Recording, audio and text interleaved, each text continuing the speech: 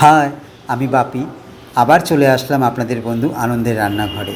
তো দর্শক বন্ধুরা, আমি আজকে আপনাদের এই টক দইয়ের পদ্ধতিটা তৈরি করে দেখাবো। তো কিভাবে আমি টক দই তৈরি করব, তার জন্য তো আপনাদের সঙ্গে থাকতে হবে, তাই তো? তো আপনারা প্রথম থেকে ভিডিওটি শেষ পর্যন্ত দেখবেন। দই খেতে কার না ভালো লাগে, মিষ্টি দই হোক বা টক দই হোক। বাচ্চা থেকে সব বয়সী প্রত্যেকের পছন্দ টক দই, মিষ্টি দই। আমি বাজার থেকে একটা 500 ml দুধের প্যাকেট নিয়ে এসেছি। দুধটাকে ছাঁকনি দিয়ে ছেঁকে একটা বাটির মধ্যে নিয়ে গ্যাস অন করে বসিয়ে দিলাম। গ্যাসের আঁচ মিডিয়ামে রেখে ভালো করে দুধ জাল দিয়ে নিতে হবে। দুধটা কিন্তু হাতার সাহায্যে নাড়াচাড়ার মধ্যে রাখতে হবে। আমরা মিষ্টির দোকান থেকে বা দুধের দোকান থেকে কিন্তু আমরা দইয়ের প্যাকেট নিয়ে আসি। সেই দই খেতে কিন্তু একটা আলাদা রকমের স্বাদের, কিন্তু বাড়িতে দই পাতার স্বাদ কিন্তু অসাধারণ হয়। গরুর দুধে দই পাতলে কিন্তু খুব দারুণ হয়, কিন্তু কি করব, আমাদের বাড়ির সামনে কোনো খাটাল নেই, আশেপাশেও নেই। তাই আমি দুধের দোকান থেকেই এই প্যাকেট দুধ কিনে নিয়ে এসেছি। দুধটাকে ভালো করে জাল দিয়ে নিচ্ছি। দুধটা যাতে ঘন হয়, ঘন করে জাল দিলে দইয়ের স্বাদটা কিন্তু খুব ভালো হয়।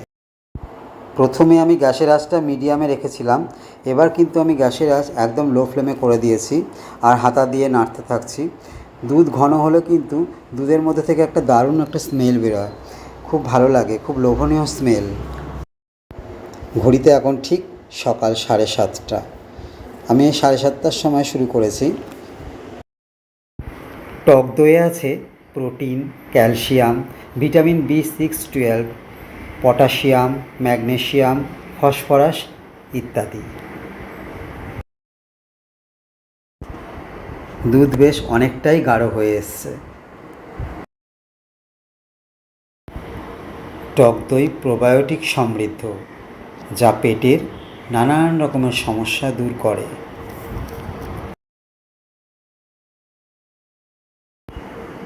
টক দইয়ের মধ্যে আছে নানান রকমের খনিজ উপাদান ও ব্যাকটেরিয়া, যা রোগ প্রতিরোধ ক্ষমতা বাড়াতে সহায়তা করে। ঘন করে দুধ জাল দিয়ে নিয়েছি, এবার দুধ নামিয়ে নেব। দুধের মধ্যে বেশ ভালো রকমের সর পড়েছে। এবার আমি এর মধ্যে গুঁড়ো দুধ মিশিয়ে দেবো। এগুলো বাজারেই কিনতে পাওয়া যায় 6 টাকা, 5 টাকা, বিভিন্ন রকম দাম। তো আমি 6 টাকা দামের একটা গুঁড়ো দুধের প্যাকেট নিয়ে নিয়েছি। এবার পুরো গুঁড়ো দুধটাই দিয়ে দেবো এর মধ্যে, পুরোটাই দিয়ে দিলাম। তাহলে দইয়ের টেস্টটা খুব দারুণ হয়। ভালো করে নেড়ে চেড়ে মিশিয়ে দিচ্ছি। প্রতি 1 কাপ টক দইয়ের মধ্যে আছে প্রায় 270 মিলিগ্রাম ক্যালসিয়াম, আরও গাঢ় হয়ে গেল, যা হাড়ের গঠনে সহায়তা করে।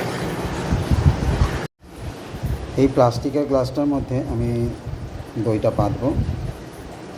এখানে 500 গ্রামের মতন দই ধরবে। এই গ্লাসটা কিন্তু দইয়েরই গ্লাস, যেটা আমি বাজার থেকে একবার কিনে নিয়ে এসেছি। ওকে আমি ভালো করে ধুয়ে নিয়েছি।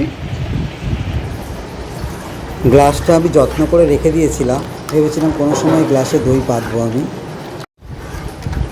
যাক, সেই আশা আজকে আমি পূরণ করছি। এইবার ফোটানো দুধ আমি ঠান্ডা হতে দেবো, আমি সামান্য পরিমাণে ঠান্ডা হতে দেবো। 1 চা চামচ টক দই নিয়ে নিয়েছি, এর মধ্যে আমি টক দই দিয়ে দিচ্ছি। দিয়ে ভালো করে গ্লাসটাকে আমি মাখিয়ে নেব। দর্শক বন্ধুরা, আমি এক হাতে ফোনটা ধরেই ভিডিওটা করছি, তাই আমার খুব অসুবিধা হচ্ছে, তো আপনারা একটু শেয়ার করে নেবেন প্লিজ। আমি এইভাবে গ্লাসটাকে দইটা দিয়ে পুরো গ্লাসটা মাখিয়ে নিচ্ছি, গ্লাসের ভেতরটা।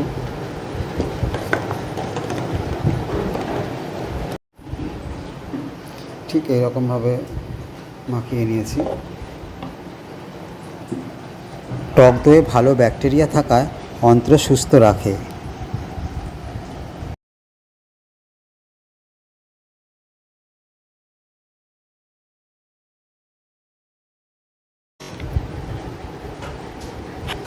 গ্লাসের মধ্যে ঢেলে দিচ্ছি।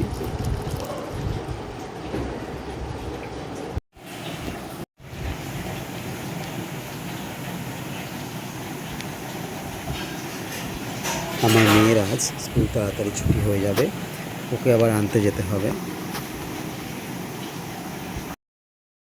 কিছুদিন আগে আমি শ্বশুরবাড়িতে শিব পুজো করতে গেছিলাম, তো সেখান থেকে দুটো কাঁঠাল দিয়ে দিয়েছিল, এই দুটো কাঁঠাল। আর বাড়িতে এসে দেখি আমার বাবা এই কাঁঠালটা নিয়ে এসছে। আমার মেয়ের স্কুল ছুটি হয়ে গেছে, নিতে চলে এসেছি আমি। কেমন লাগলো আজকে স্কুল? মেয়ের তো ছুটি হলো, বন্ধু বান্ধবদের সঙ্গে কত আনন্দ করলো। এবার মেয়ে হঠাৎ স্কুলে অসুস্থ হয়ে পড়েছিল। ভালো লেগেছে আমার? তোমাকে তো আন্টিরা, প্রত্যেকটা আন্টি খুব ভালোবাসলো, প্রত্যেকটা আন্টি তোমাকে আদর করলো, স্টুডেন্টরাও আদর করলো। ফিরে এলাম, এখন ঘড়িতে রাত্রি 9টা। ওয়াও, কি দারুণ জমেছে দইটা, একদম হেভি।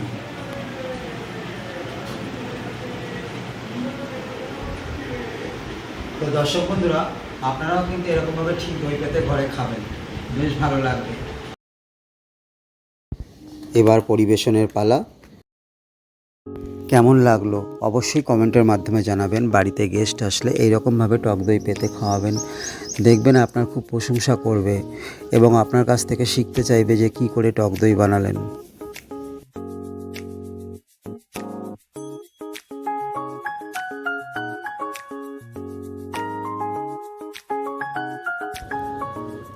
দর্শক বন্ধুরা, আপনারা তো আমার পাশেই আছেন, আর যারা চ্যানেলে নতুন তারা ভিডিওটি তো অবশ্যই দেখছেন, দেখবার পরে সাবস্ক্রাইব করবেন, সাবস্ক্রাইব করবার পরে বেল ঘন্টাটি ক্লিক করে অল নোটিফিকেশনটি ক্লিক করে দেবেন।